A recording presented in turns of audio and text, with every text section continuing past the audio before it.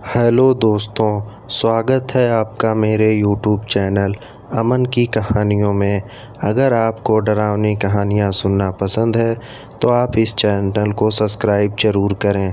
ऐसा करने से आगे आने वाली वीडियो आपके पास आसानी से पहुंच जाएगी।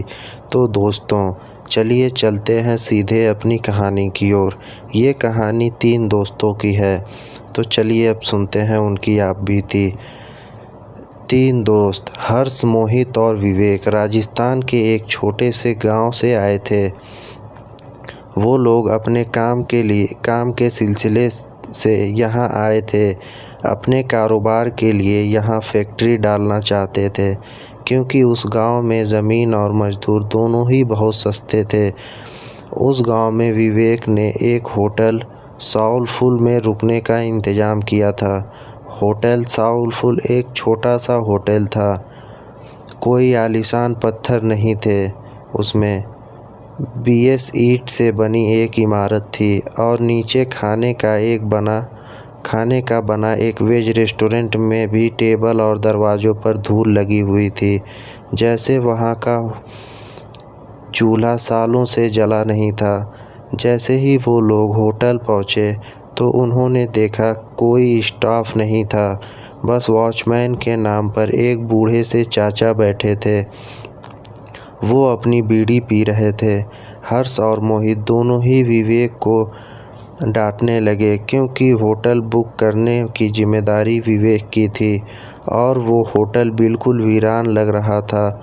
उनकी बातें को सुनते हुए वो वॉचमैन चाचा हंसते हुए उन तीनों के पास आए और उनसे पूछने लगे कि क्या वो होटल में ही रुकने वाले हैं। तो उन तीनों ने सर हिलाकर हाँ में जवाब दिया और चाचा ज़ोर ज़ोर से हंसने लगते हैं। हंसते हंसते ही फिर उन्होंने चलना शुरू किया। कुछ गुनगुनाते हुए वहाँ से चले गए। उन तीनों ने वॉचमैन चाचा को पागल समझकर उनकी बातों पर ध्यान नहीं दिया।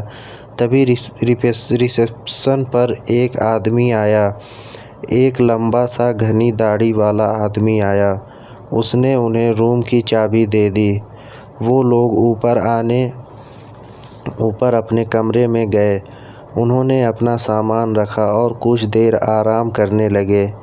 हर्ष को अचानक प्यास लगने लगी और कमरे में पानी नहीं था। हर्ष जैसे ही पानी लेने कमरे से बाहर निकला, उसे पायल की झनकार सुनाई दी।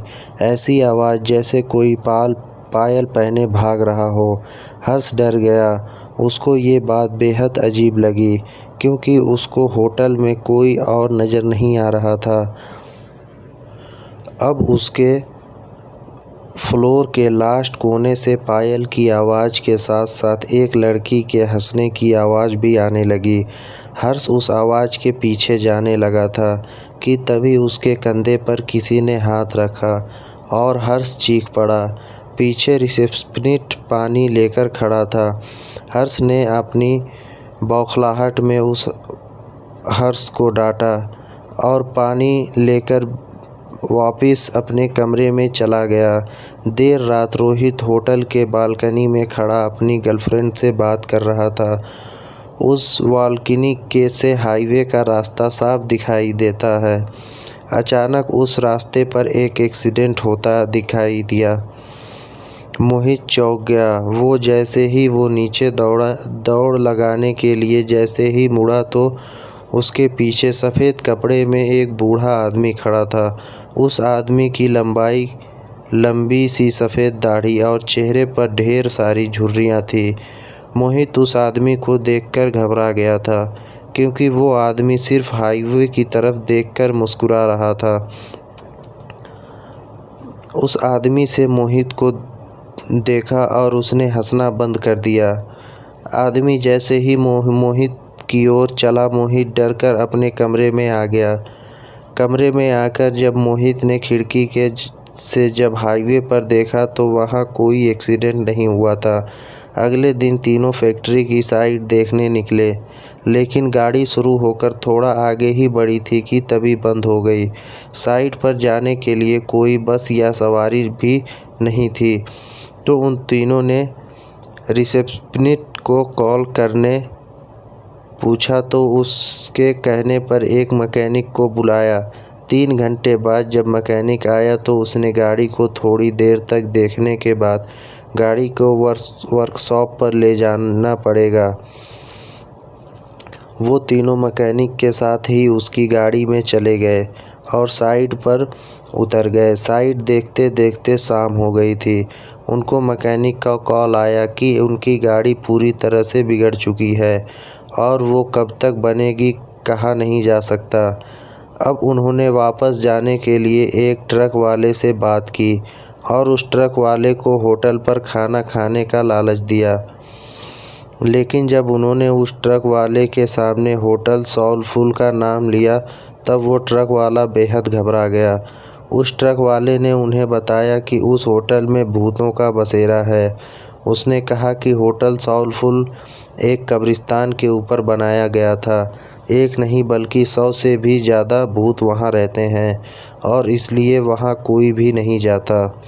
हर्ष और मोहित के साथ हुए हादसे ने उन्हें सोचने पर मजबूर तो किया, पर विवेक भूत प्रेत ऐसी चीज़ों में नहीं मानता था। उसने ये बात रफा दफा कर दी और ट्रक ड्राइवर से कहा कि वो उन्हें होटल से थोड़ी दूर ही उतार दें। बहुत मनाने के बाद वो ट्रक वाला मान गया और वो तीनों जैसे तैसे होटल पहुँचे।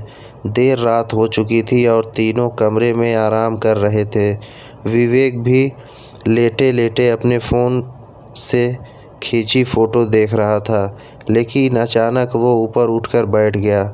ऐसा लग रहा था कि जैसे उसके होश ही उड़ गए हों। उनकी तस्वीरों में उनके ही कैमरे में बहुत सारे बच्चे दिखाई दे रहे थे। वो बच्चे शायद उस होटल में बसे भूत ही थे। विवेक का पूरा शरीर ठंडा पड़ गया। उसने हर्ष और मोहित को जब फ़ोटोज़ के बारे में बताया तो वो तीनों बहुत घबरा गए। वो उस होटल के रिसेप्शनिस्ट को ढूंढते हुए नीचे आए, लेकिन उस आदमी का नामो निशान नहीं था। वहाँ उन्हें बूढ़े चाचा बैठे हुए मिले। उन्होंने ये सब उस बूढ़े चाचा को बताया तो उस बूढ़े चाचा ने हंसते हुए कहा कि जब वो होटल के अंदर आए थे तो 4 आत्माएं तो उनकी गाड़ी के ऊपर बैठी हुई थी।